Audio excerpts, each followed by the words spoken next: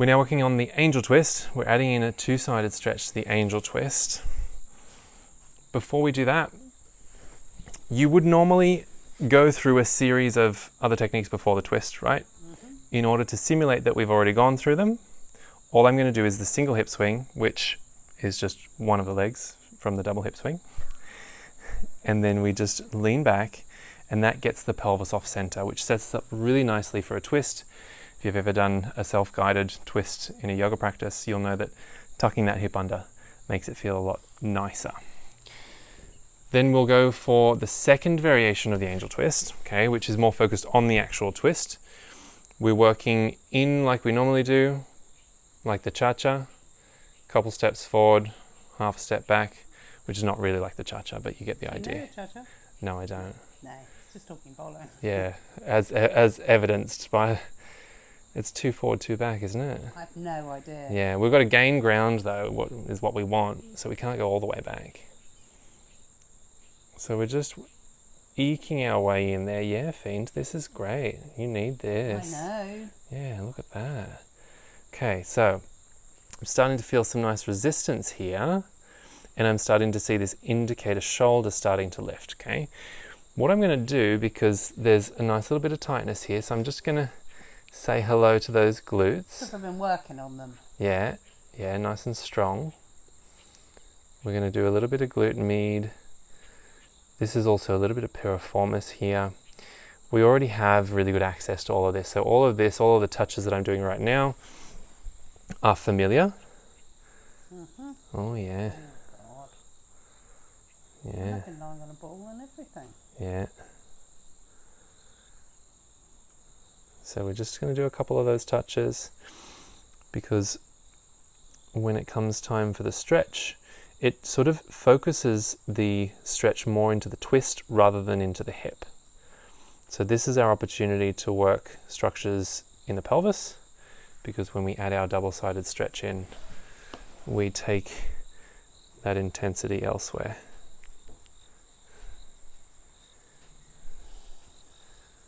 Yes, well, we'll have to get into this off camera, won't we?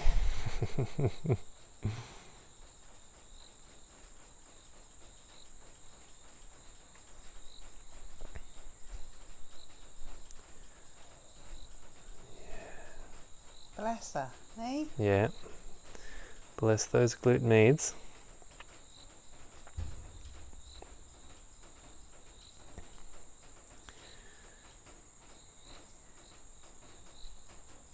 Okay, I will return here. I will, I promise. For now, I'm going to shimmy myself up to support behind your back with the outside of my thigh. I could be, depending on flexibility, I could be up in a kneeling diamond or something a little bit taller, but also because I'm tall, I don't really need the extra height, okay? So I'm going to support behind the sacrum, and then I'm going to bring my hand up to the chest. And before we get into the full double-sided stretch, I'm going to do a little bit of chasing, okay? So I can drive the hips with my leg, and then I can release that and drive the shoulder with my hand. That's a bit of a way for you to get a read of what's going on, okay? And also a great way to soothe the nervous system into allowing something like this. So we do that oscillation a few times. And then at a certain point, I'm going to keep a little bit more weight at the shoulder. I'm not going to let the hips come out quite as far. And then I'll start to keep both sides of that chain with a little bit of pressure.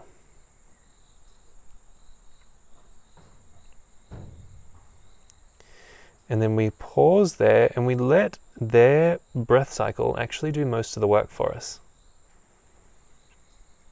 If they increase the depth of their breath, that creates additional tension throughout this system, and it gets the ribs moving in different directions with some force placed on them, some oblique force that we're adding now. And then you might notice the little bits of space, little increments of space open up and that's where you can move into them.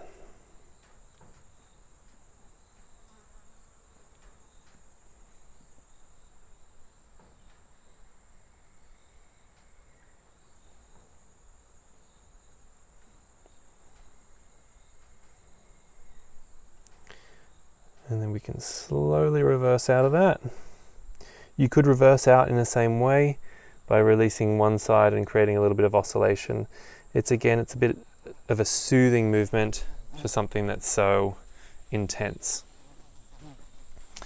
Once you've done a slow release, we're coming out of the twist mega slowly because we've been there for a couple of minutes now. And then we'll take the hips back into the middle of the mat using our double hip swing.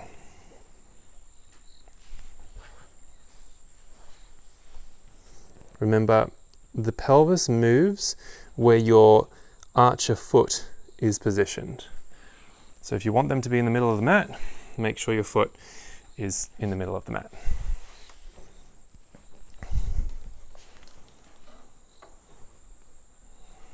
Second side now.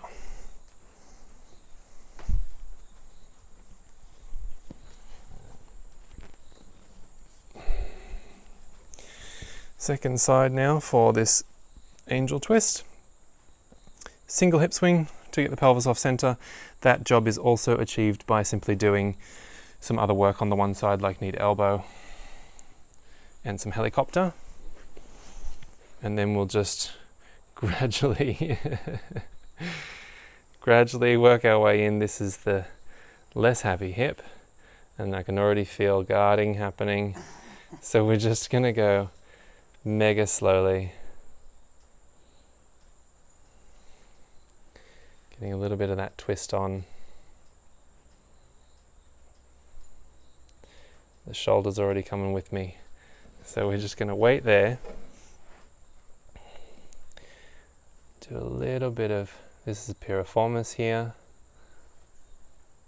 You all right? Yeah. Yeah? Yeah, no, it's tight. You can Yeah. feel it. Yeah. If people can't get their foot over the other side, Yeah. it's not. Yeah, it can float in space. I would, but at a certain point in the twist, it will hit the ground. So you might start with it maybe on their thigh. Yeah. Okay. That's fine. The reason that you want it some degree of over the straight leg is because that gives us a small amount of external rotation at the hip. Okay. And that's helpful because when we go through adduction of the leg, Yeah. if there's neutrality in the hip or internal rotation, which is usually what happens if you leave the foot on this side, usually that'll create the pinching sensation in the hip for people. Okay. So that little bit of external rotation will reduce that.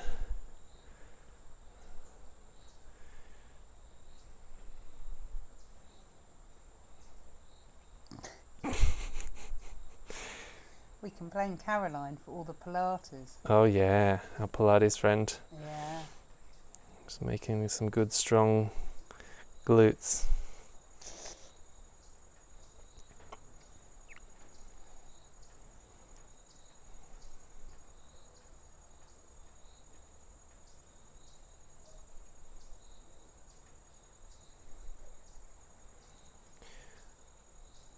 Lots and lots of work to do here. Okay. I could get stuck in a trap here, really, couldn't I? Yeah. Okay, I'll just do one touch here. I know that we need probably 100. Yeah. Yeah. But we'll come back. And then we'll get this double-sided stretch rolling.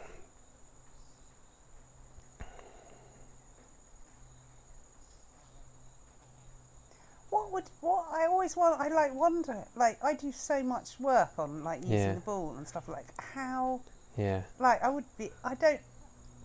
would I be like if I didn't do all that, make all that effort? I know, right? Yeah. Imagine. Okay, imagine. So you bring one thigh in there for the sacrum, and that, you can see, because we're not locking this down yet, you can see the required. In the yoga teacher. You can see the required adjustment that the shoulder made, okay, in order to allow that. And then we're going to bring our hand in, but we're going to do that little oscillation. So we're going to go for some soothing first.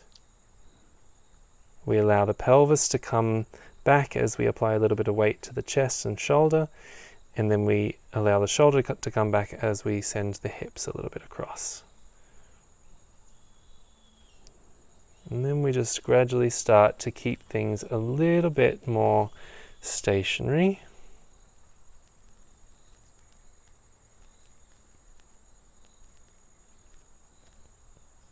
And then we let their breathing do most of the work.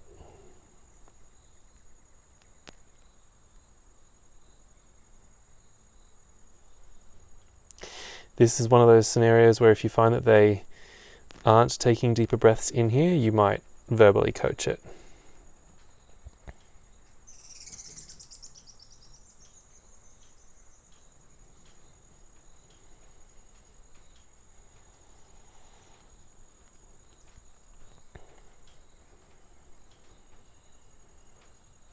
Depending on where someone's additional tightness is in their back, they'll feel it in different places. So if you have someone who's got more upper back tension, they're going to feel the pressure more in the ribs and more at the junction of the ribs and the spine at the back. If someone's got more low back stuff, they'll feel more like latissimus dorsi or QL stuff. That'll be me. That'll be you. And then we'll gradually ease out with that little oscillation. And we'll do plenty more of that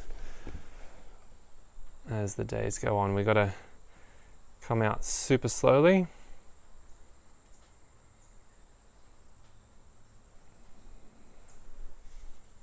And then once we're out, a double hip swing to come back into the middle.